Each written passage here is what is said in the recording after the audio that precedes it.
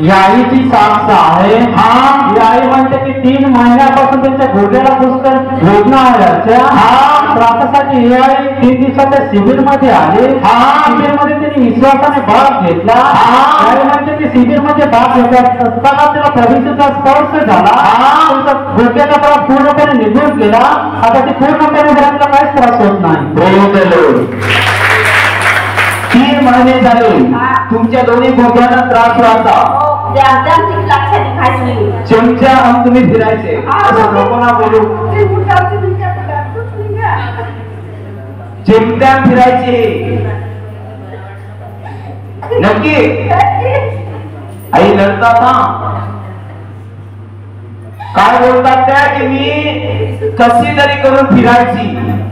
3 महिने झाले भात लावायचा अशी तर चिखलातून कशी तरी निघायची बरोबर। आणि भरपूर दुखत होते।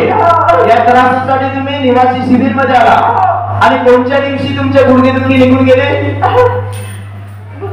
बुधवारी शिबिरच्या दुसऱ्या दिवशी, निवासी शिबिरच्या दुसऱ्या दिवशी बुधवारी ह्यांच्यावर देवाचं सामर्थ्य आलं आणि गुडघ्याचा त्रास 3 महिन्यापासून जो होत होता तो पूर्णपणे निवासीच्या शिबिर मध्ये दुसऱ्या दिवशी निघून गेला आणि आता या ठणठणीत बरे आहे। आता किती दिवस झाले बरे आहेत? 4 दिवस झाले या ठणठणीत बरे आहेत। प्रभूला धन्यवाद। प्रेम